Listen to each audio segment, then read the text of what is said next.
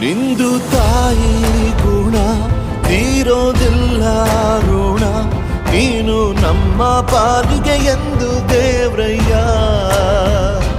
ತಾನು ನೋವಾ ನುಂಗಿ ಜೀವ ನೀಡೋ ಮಗ, ನಿನ್ನ ಪಡ್ಕೊಂಡಿದ್ದೆ ಪುಣ್ಯ ಗಣಯ್ಯ.